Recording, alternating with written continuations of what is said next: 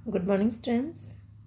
हमने अपनी English reader का चैप्टर द कोकोनट रीड किया था और उसकी कुछ एक्टिविटीज़ भी हमने कंप्लीट की थी और आज हम उसके क्वेश्चन आंसर्स करने वाले हैं। आज हम उसके क्वेश्चन आंसर्स करेंगे और कुछ एक्टिविटीज़ जो हमारी रह गई थी इस चैप्टर की वो कंप्लीट करेंगे। फर्स्ट क्वेश्चन देखिए, where were Hari and Ravi. Hari और रवि कहाँ थे? वेयर मने कहाँ, वर मने थे। हरी एंड रवि कहाँ थे? तो इसका आंसर देख लेते हैं। देखिए फर्स्ट नंबर का question, Hari and Ravi were sitting near the beach. Hari और रवि जो है वो बीच के पास में बैठे थे। बीच यानी समुद्र का जो किनारा होता है या फिर लेक का जो किनारा होता है, ठीक है, उसे बीच कहते हैं। ओके, नंबर 2 क्वेश्चन देखते हैं। Sorry, what made the sudden loud sound? What made the sudden loud sound? अचानक जो तेज आवाज हुई थी वो किस चीज़ की हुई थी? हमने चैप्टर रीड किया हुआ है, हमें पता है कि किस चीज़ की आवाज़ जो है धड़ाम से हुई थी। तो the coconut made the loud sound. किसकी तेज आवाज हुई थी? कोकोनट की। ओके, वो पेड़ से गिरा था ना जो कोकोनट। हरी एंड रवि बाहर बैठे थे अपनी घर की सीढ़ियों पे, अचानक से कोकोनट पेड़ से गिरा, उसी की तेज आवाज हुई थी। ठीक है, नंबर 3 क्वेश्चन देखते हैं। Apart from the refreshing water, apart from the refreshing water, refreshing water के अलावा what else did the coconut contain? Coconut में और क्या होता है? एक तो रिफ्रेशिंग वाटर होता ही है जो हरी एंड रवि ने पिया था, उनकी दादी माँ ने उनको कोकोनट कट करके दिया था और रिफ्रेशिंग वाटर को ग्लास में जो है पॉर करके दिया था उनको। और उसके अलावा कोकोनट में और क्या होता है? तो देखिए कोकोनट में और क्या होता है। नंबर 3 क्वेश्चन, आंसर देख लीजिए। Apart from the refreshing water the coconut contained fleshy part also. अब देखिए कोकोनट में एक तो रिफ्रेशिंग वाटर होता है और एक उसका फ्लैशी पार्ट, जो कोकोनट का एक फ्लैशी पार्ट होता है जिससे कि एकदम सॉफ्ट थिक पार्ट होता है, सॉफ्ट होता है और थिक होता है। ठीक है, जो खाने के काम आता है वो कोकोनट के अंदर होता है। ओके, नेक्स्ट क्वेश्चन नंबर 4 देख लीजिए। How is the coconut a fruit, a nut and a seed? Coconut जो है एक फ्रूट भी है, नट भी है और सीड भी है। कैसे? तो देख लीजिए इसका answer. Number 4, although the coconut has its name like a nut. देखिए हालांकि कोकोनट का नाम जो है नट के जैसा है, देखिए कोकोनट है ना, and it looks like a fruit, और दिखता कैसा है? एक फ्रूट जैसे दिखता है। It is actually a seed, और होता क्या है? ये एक्चुअल में एक सीड होता है, एक बीज होता है। So it is a fruit, a nut and a seed. इसलिए ये एक फ्रूट भी है, नट भी है और सीड भी है, तीनों क्वालिटी इसके अंदर है। ओके, क्वेश्चन नंबर 5 देखते हैं। Every part of the tree is useful, explain. Tree का हर एक पार्ट जो है वो यूजफुल है, किस तरह से? तो देख लीजिए। Every part of the tree is useful कैसे है? यस, देखिए every part of the coconut tree is useful for us. Coconut tree का हर एक पार्ट हमारे लिए यूजफुल है। We use coconut to eat, coconut को हम खाते भी हैं, and its refreshing water to drink. हम कोकोनट को खाते भी हैं और उसके रिफ्रेशिंग वाटर को पीते भी हैं। Its dried leaves are use to make brooms and roofs for huts. इसकी जो सूखी हुई पत्तियाँ होती है उनसे हम झाड़ू बनाते हैं, ब्रूम्स झाड़ू, ठीक है। और जो हट्स होती है, जो झोंपड़ियाँ होती हैं, उनकी जो रूफ बनाने के लिए इसकी ड्राइड लीव्स जो है वो काम में आती हैं। ओके, नेक्स्ट क्वेश्चन नंबर 6 देखते हैं। After reading the story can you tell the kind of place where coconuts are found? इस स्टोरी को रीड करने के बाद क्या आप बता सकते हैं कि कोकोनट्स कैसी जगहों पर मिलते हैं? तो आपको पता होना चाहिए कि सबसे पहले जो सीन दिखाया है स्टोरी में कि हरी एंड रवि जो घर के बाहर की सीढ़ियों पे बैठे हैं, और वो घर कहाँ बना हुआ है उनका, नियर द बीच, बीच के पास में बना हुआ है, ठीक है, समुद्री किनारे के पास में है। तो आपको पता चल गया होगा कि कोकोनट्स कहाँ पाए जाते हैं। कोकोनट जो है वो समुद्री किनारों के पास पाए जाते हैं, बीचेस पे पाए जाते हैं। तो 6 नंबर का आंसर देख लीजिए, coconuts are found near the beaches. Coconut जो है वो कहाँ पाए जाते हैं, नियर द बीचेस, बीच के किनारों पर, बीचेस के पास में, सॉरी किनारे तो ये खुद होते हैं, ठीक है, बीचेस के पास में जो है वो कोकोनट्स पाए जाते हैं। आई होप आपको 6 क्वेश्चन आंसर्स समझ आ गए हैं। ये 6 से 6 क्वेश्चन आंसर्स आपको अपनी नोटबुक में करने हैं। पहले आपको क्वेश्चन राइट डाउन करना है and then answer write down करना है, एज यूजुअल जैसे हम हमेशा करते आए हैं। ओके, चलिए नेक्स्ट हमने जो एक्टिविटी इसकी रह गई थी हमारी, वो कंप्लीट करते हैं हम। ओके, यस, देख लीजिए। Listen to this story and choose the right option. एक स्टोरी है ये ग्रास होपर और एंट्स की, ठीक है। एंट्स आपको पता है सबसे ज़्यादा मेहनती होती है, सबसे ज़्यादा काम करने वाली होती है। तो स्टोरी जब शुरू होती है तो इसमें जो सीज़न होता है वो समर का होता है, गर्मियों का सीज़न होता है, ठीक है। गर्मियों के सीज़न में क्या होता है कि ग्रास होपर्स तो खेलते रहते हैं, ठीक है। गर्मियों के सीज़न में ग्रास होपर इधर उधर घूमते रहते हैं। और चींटियाँ जो है, आपने नोटिस भी किया होगा कि गर्मी के सीज़न में चींटियाँ ज़्यादा एक्टिव होती है।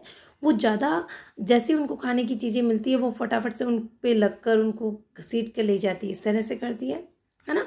तो क्या होता है कि गर्मियों के सीज़न में चींटियाँ जो है वो काम करती रहती है, सारा काम करती रहती है, यानी खाने की चीज़ें इकट्ठी करती रहती है, और ग्रास होपर्स जो है वो खेलते रहते थे, ठीक है।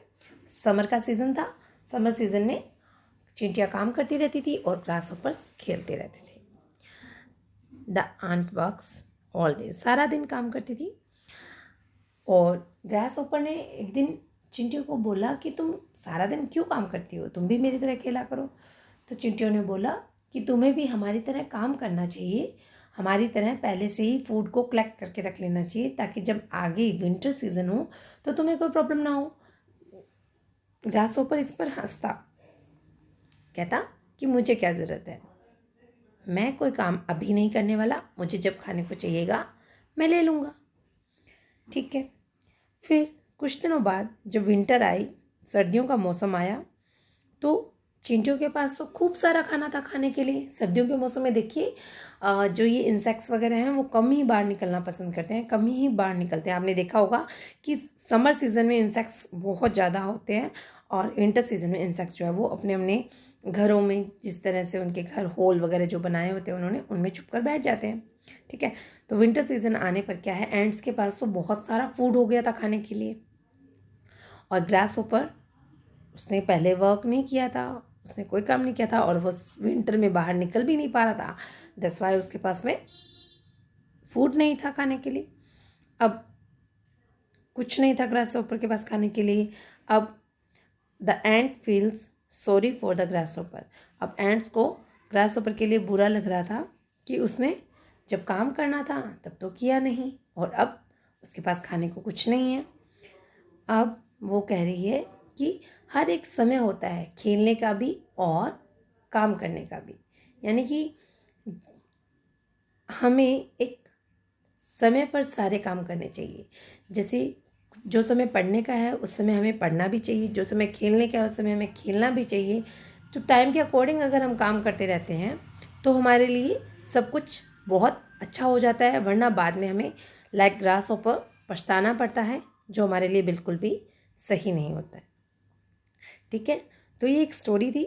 इस स्टोरी के अकॉर्डिंग हमें देखिए रेड कलर में दो दो ऑप्शंस दिए हुए हैं, उन दो ऑप्शंस में से एक करेक्ट ऑप्शन हमें चूज़ करना है।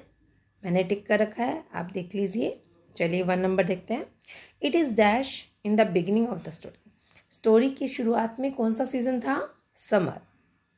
द ग्रास ओपर डैश ऑल डे। ग्रास ओपर क्या करते रहते थे, सारे दिन खेलते थे या काम करते थे, खेलते रहते थे, plays all day. Number 3, the ant dash all day. Ant क्या करती थी, वर्क करती थी, the ant works all day.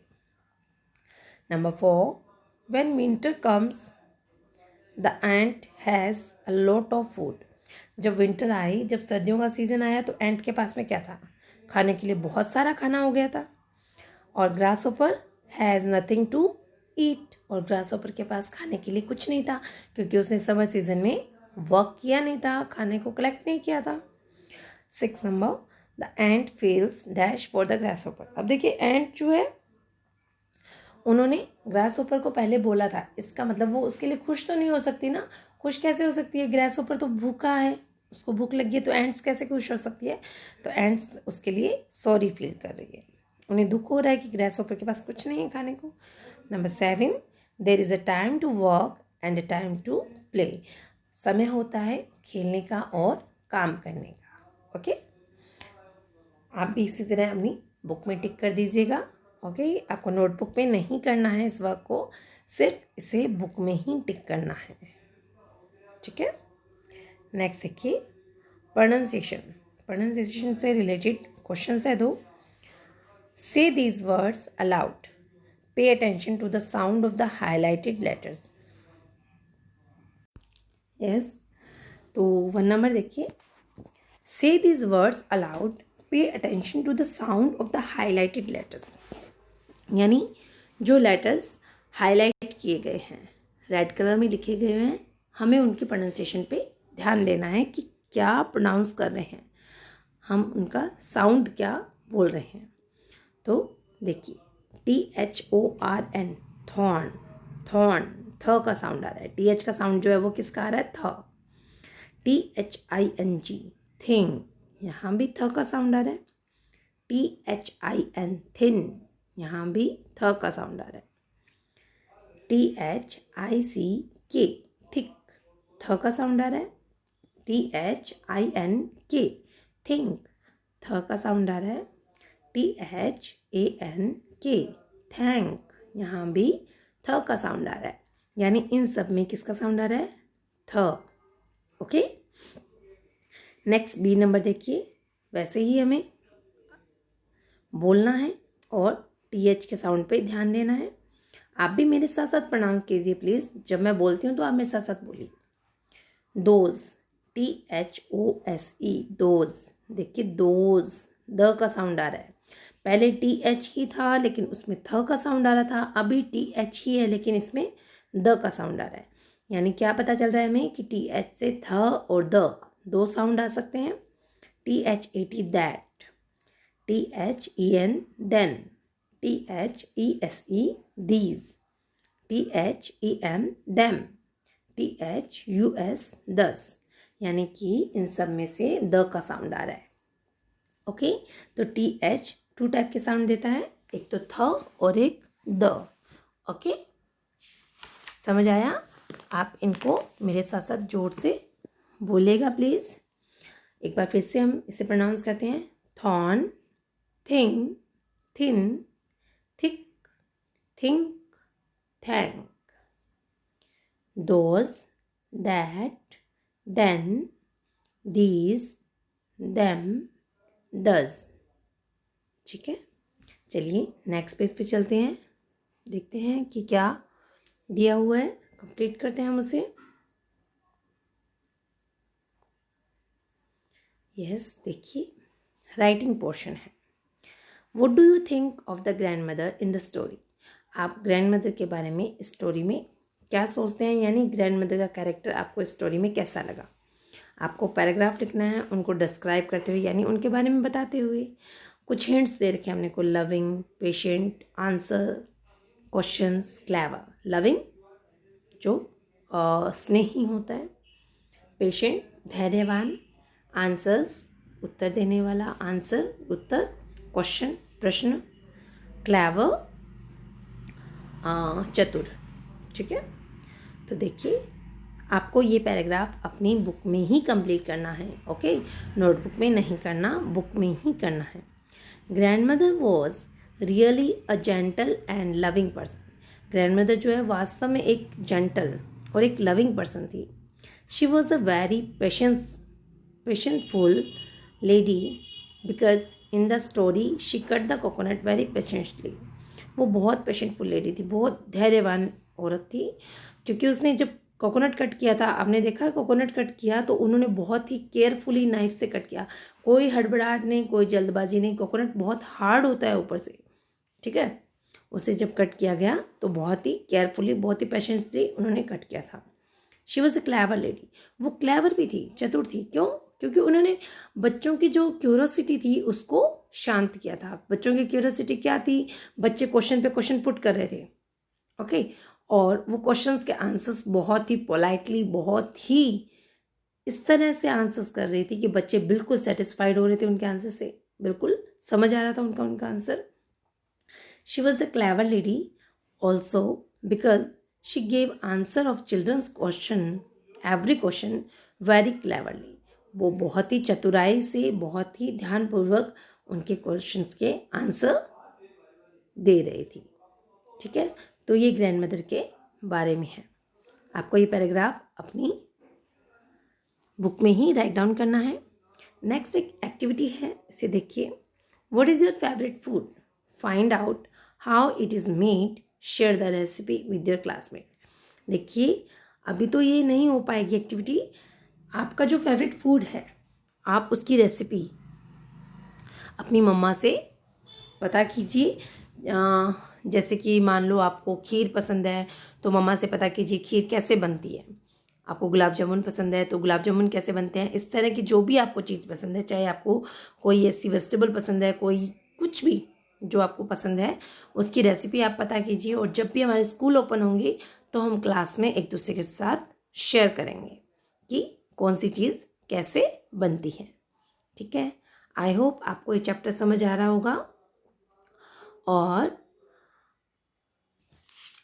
ये चैप्टर जो है द कोकोनट, ये कोकोनट के बारे में है कि कोकोनट कैसा होता है और किस तरह से होता है, और हम इसके क्या क्या यूजेस है, हम कोकोनट को किस तरह से यूज़ कर सकते हैं, कोकोनट ट्री को किस तरह से यूज़ कर सकते हैं, कोकोनट्स लगते कहाँ हैं, कैसे एरिया में जो कोकोनट्स के पेड़ जो है वो हमें मिलते हैं, ठीक है। और साथ में एक ग्रैंडमा का कैरेक्टर भी इसमें दिया गया है जो कि बहुत ही लविंग और केयरिंग है अपने बच्चों के लिए, जिन्होंने अपना काम बीच में छोड़कर उनके लिए कोकोनट को कट किया, उन्हें पानी पिलाया, और वो फ्लैशी पार्ट जो था वो भी उन्हें दिया खाने के लिए, और साथ में उनके क्वेश्चंस को भी, उनकी क्यूरियोसिटी को भी उन्होंने शांत किया था, ठीक है। उनकी जो जिज्ञासाएं थी, उनके जो क्वेश्चंस थे, उनके भी आंसर्स बहुत अच्छे से दिए थे। ये सब हमने इस चैप्टर में पढ़ा। और उसके बाद में आपको जो ग्लोसरी है वो आपकी नोटबुक में करनी है, क्वेश्चन आंसर्स नोटबुक में करने हैं। और बाकी एक एक्सरसाइज है आपके पेज नंबर 35 पर, rewrite the sentences using the correct pronouns. ये एक्सरसाइज जो प्रोनाउन को रीराइट करना है वो आपको अपनी नोटबुक में करना है। यानी 3 थिंग्स जो है वो आपको अपनी नोटबुक में करनी है, बाकी का सारा मैटर आपको अपनी बुक में ही करना है। ऐसा मैं इसलिए बता रही हूँ बार बार, क्योंकि कई बच्चों की नोटबुक्स ऐसी आ रही है जिसमें उन पे वर्क का लोड ज़्यादा हो जाता है, क्योंकि वो बुक में करने वाला काम भी नोटबुक में करके लाते हैं, और जब वो जल्दबाजी में काम करते हैं तो उनकी राइटिंग अच्छी नहीं हो पाती है। आप राइटिंग पे पूरा ध्यान दीजिए, स्टडी पे पूरा ध्यान दीजिए, ओके। और कल जो है हम हमारा नेक्स्ट चैप्टर रीड करेंगे, चैप्टर नंबर 6, एक पोएम है ट्रीज, ओके। कल हम ट्रीज के बारे में पढ़ेंगे इस पोएम में। Thank you.